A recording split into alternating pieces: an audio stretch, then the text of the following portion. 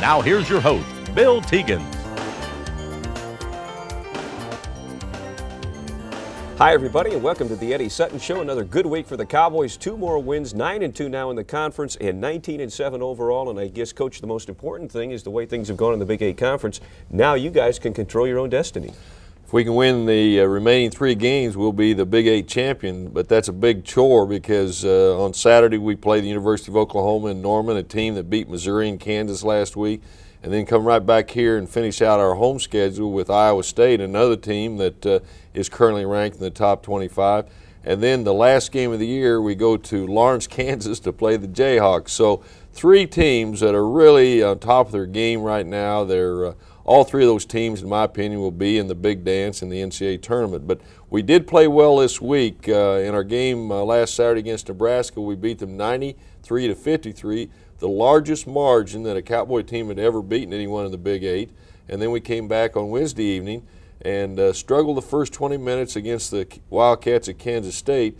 But in the second half, we really played well and beat them 70-46. Cowboys playing some of their best basketball of the season. When we come back, we'll take a look at those Nebraska and Kansas State highlights when the Eddie Sutton Show continues.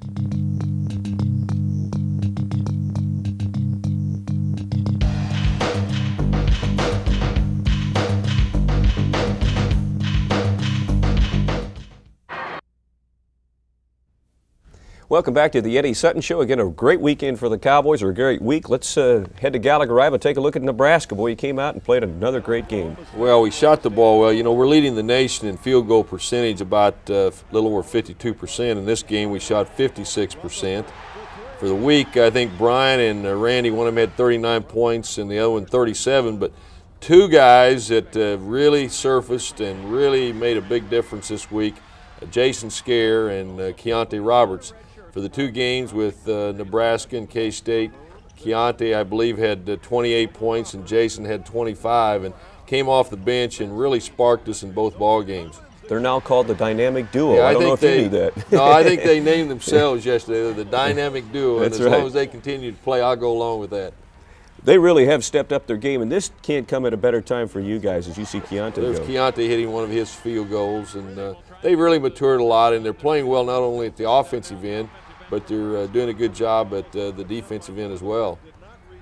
There's where Keontae's at his best, when in broken floor like that, where he's got an angle to the basket. He's so strong and quick that he takes that ball to the basket with authority. He really plays well against Nebraska. Had 18 here, played very well up there against them too. He just has played much better. He's shooting the ball better, and there's a reason for that. He's worked much harder on his shooting. Nice move by Bryant Reeves as he dropped, stepped, and took the man under the basket there. Let the basket shield him from his defensive man. Country had 20 in that game. He also, I think, led us in rebounding with 6. No, I'll tell you who, Randy Rutherford had 7. He And sure Randy did. has really done a great job. He's our second leading rebounder. And for a guard, that's really kind of unusual. Usually you have your center and your forwards pulling down most of the bounds, but Randy is an excellent rebounder. And so is Andre Owens. Andre, in our game with Kansas State, I think he too had 7 That's rebounds. amazing. You know, one thing, Terry Collins, we've talked about him, but he is doing a great job passing the ball. Here's Jason on a tray, and he's done a great job hitting those outside shots. He too has really worked on his shooting, and in this game, I think he hit 3 for 5 from 3-point range, and then he followed that up in the Kansas State game, hitting 3 out of 5, Yeah. 6 for 10 for the week. We'll hope he's got some of those left for the Sooners on Saturday. You can tell he's much more confident now shooting that shot. Well, like I said, that comes with experience and maturity, and he and Keontae have both in the last month have really improved. Nice block by Bryant Reeves, and that leads to an easy basket by Keontae at the other end. Nebraska's got some talented people, but they obviously got kind of into a funk in this game and never could recuperate. Well, we got ahead of them. We jumped on them at halftime, had them down 49-29. In the second half, the roof just collapsed for them. Great high-low pass. Bryant converts. Nebraska came back and helped our basketball team. I think they helped the University of Oklahoma because Oklahoma's trying to fight it out for third place right now with the Tigers. And Nebraska went to Columbia and defeated Missouri 78-75, I believe it was the final score on Wednesday evening, and that knocked Missouri down to third place. I think Missouri and Oklahoma are 7-4. We'll take a look at the standings a little bit later. And there's good defense again. Boy, the transition. We had a lot of dunks in that ball game. We don't keep track of dunks, but we had numerous flushes by our ball club.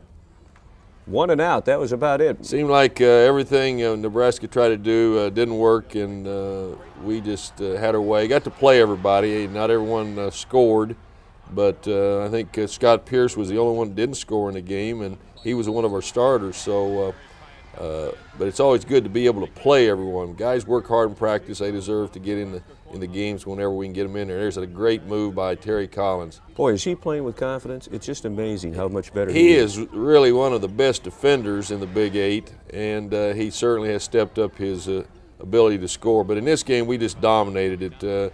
We out-rebounded them 43-27, forced them into 20 errors, held them to 33% shooting from the field. And this ball club, as I mentioned, went back down and beat Missouri after they had left Stillwater. And Strickland's one of their best players. And we held him to 5 points. He got 27 against the Tigers. Boone hit the Tigers for 22, and we held him to 20. Those are two of the best perimeter players in the Big Eight. They can light it up in a hurry. A 40-point win for the Cowboys on Wednesday night back home at Gallagher against the Kansas State Wildcats, a team that has caused the Cowboys some problems. K-State has wonderful athletes. They don't they don't have what you would really say is a true center, but boy, they've got good perimeter players, good athletes, play hard, play solid defense. Their biggest problem, they have a hard time scoring. They don't shoot the ball as well as most of the teams in the Big Eight, but no one has really blown them out. I guess our margin of victory is probably the worst defeat that they've had this year. But they gave us problems in Manhattan and beat us. They're one of the two teams that beat us early in the year. Our team is much better, of course, since that time. And first half, we were a little stagnant offensively. Great defensive play by Keontae, and he goes down and dunks the basketball.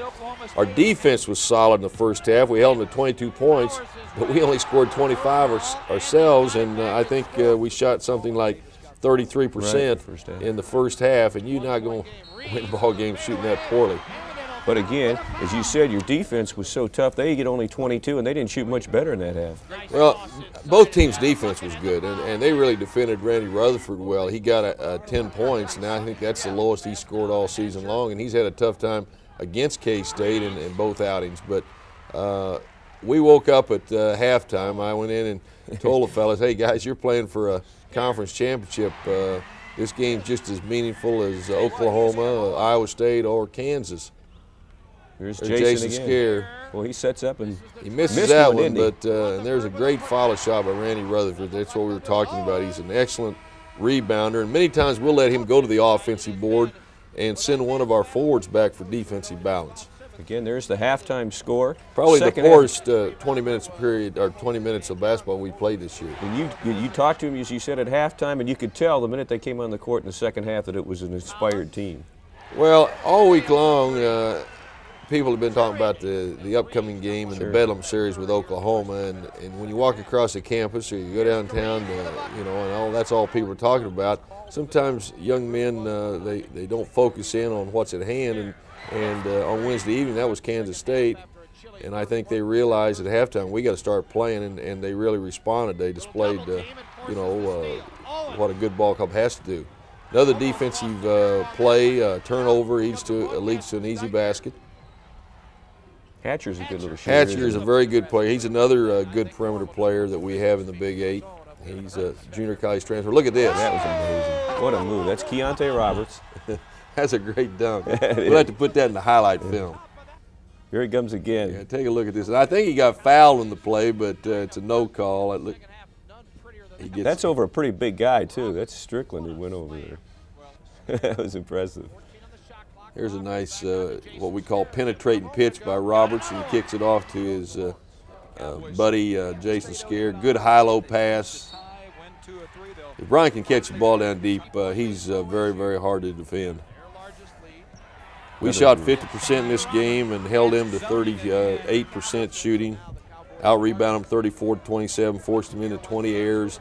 So a good win for us, 19-7, 9-2 in the conference, and in leading the Big Eight at this point. You have 5 players in double figures there. He is so tough when he posts up down low, doesn't he? He is very good with his back to the basket. And look at this drive. Oh, man. It's Terry. Terry's one of our best drivers along with Keontae. But Keontae is strong, and there's the last basket of the game. But Keontae's really good with his back to basket. If we can get the ball down low to him, good things happen. 70-46, so a big win for the Cowboys. And when we come back, Tom Dirato is going to have a conversation with Big Country Bryant Reeves when the Eddie Sutton Show continues.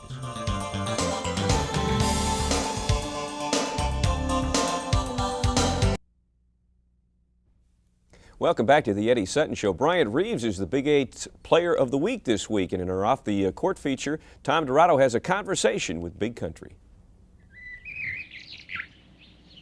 Well, Big Country's come to the big city. He's played big-time college basketball on the Division I level, but I get the feeling, Country, that this setting right here really reflects what Bryant Reeves is all about.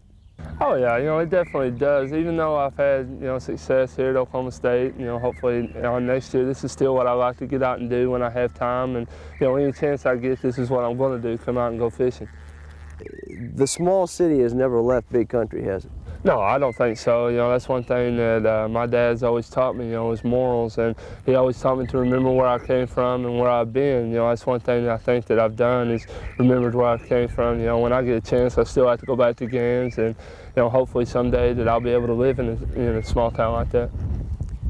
You made a commitment to Oklahoma State to stay, play basketball, get an education. In this day and age where some people don't always honor those commitments, but you did. Yeah, when Coach Sutton was recruiting me, that was one thing that we talked about was a commitment on his part and my part for all 4 years. And, I've stuck by that commitment and stuck to the university. The university has gave me that chance to be here. And, I thank them and thank Coach Sutton for giving me the chance. But, I stuck by him for 4 years, and it's been the best 4 years of my life. Can you remember the first day you stepped foot here in Stillwater, Oklahoma? Yeah, it was very hard for me, especially coming from a small town. I've never been, away from my parents, as to say. And, I come up here the summer before school started to try to get adjusted to it, work out with the team and try to get used to living away from home.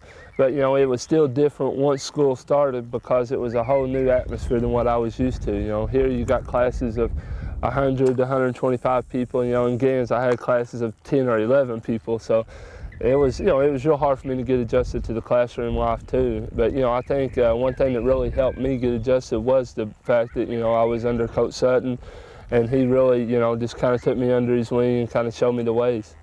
Family has been and continues to be very important in your life. Oh, definitely. My family is probably the most important thing in my life. I still like to go home when I can. I talk to them, every other night. And, I think that really helps me. It keeps me going, and, it keeps them going. They get up and get a chance to come up to all the games, and they get a chance to see all the games. So, my family is very important to me. Well, obviously, you have some unfinished business to tend to, perhaps a Big Eight championship. Cowboys go on to the NCAA tournament, but you wouldn't be human if you haven't thought ahead a little bit the next chapter in your life. Yeah, I think everyone has a chance to really think ahead, when it comes to this point in your career. My career's ending up here at Oklahoma State, and it's been a great career. I still have, like you stated, some unfinished business to do. We got a chance to win the Big Eight championship, go in the NCAA tournament. Once you get in that, it all depends on how well you do and what kind of bounces you get. But, I've looked ahead at it, and, I think that it's going to be a new experience for me. It'll be a new career for me. It'll be a chance for me to start something new in my life. This has been, like I've stated, the best 4 years of my life. And, it's something that I always remember. Sometimes we focus too much on growth on the court, on the field, when we're talking about a student athlete, but you've grown off the court as well. Yeah, I think that's all a lot of people see is what happens on the court. That's all the limelight, that's all that the media sees, that's all that, anyone really sees is what's on the court. But, I think off the court that we mature too, and, it's just a matter of looking at it. I've got some very close friends off the court because of what's happened to me here. Did you look at yourself as a role model throughout your college career for other kids who might have thought, hey, I don't have the ability to play on this level? I've come up here and had a pretty successful career. And, I think that gives kids a chance to look that someone's actually done it. Someone's been there, someone's come from the small town that they have, that was given not a shot, but has made a successful career out of it. Country, I know I speak for all of our fans and certainly the people close to Oklahoma State. It's been a treat watching you grow on and off the court. You're certainly one of the players we'll always remember. Good luck to you on the next level. Thanks, TD. Another great piece by Tom.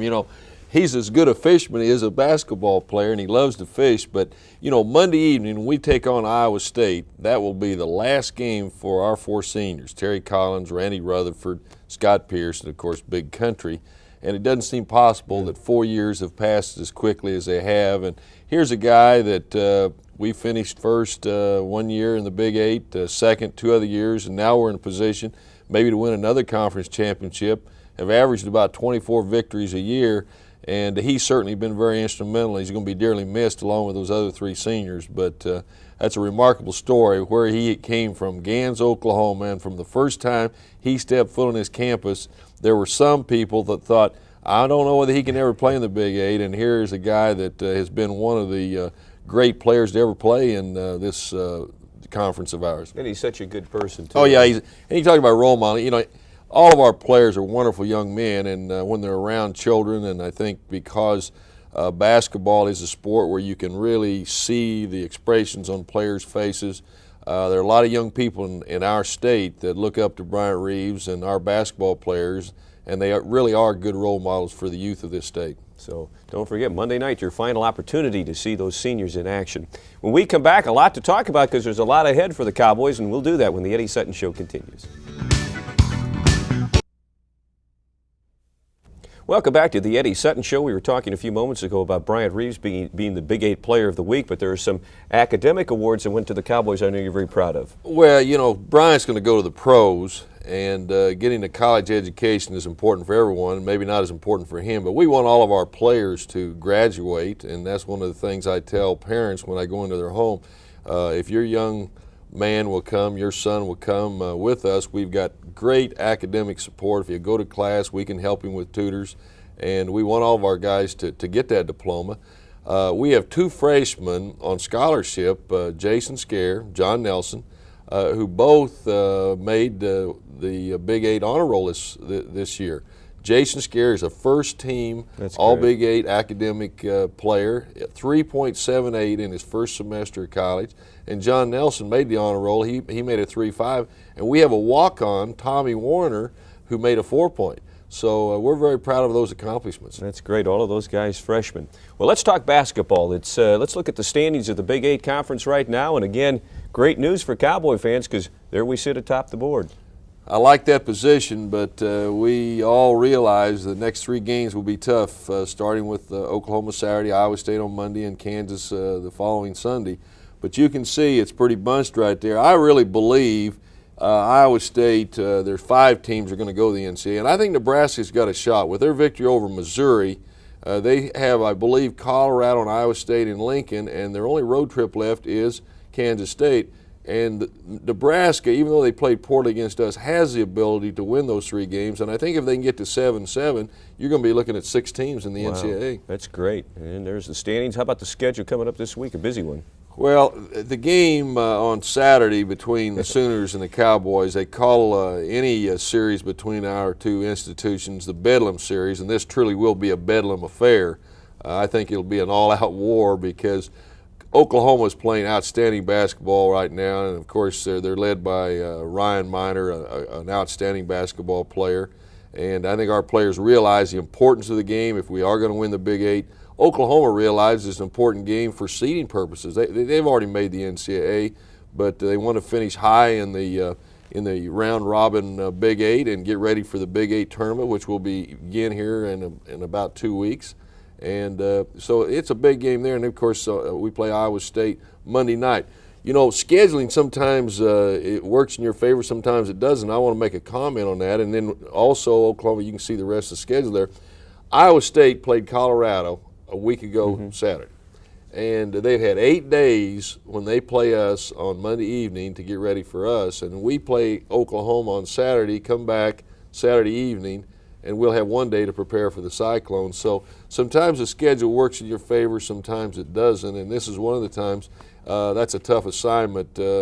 in a 3-day period to play 2 top 25 ball clubs. Especially coming after an emotional game like Oklahoma. Let's talk about the Sooners. You talked about Ryan Miner. He obviously is the key to that ball club.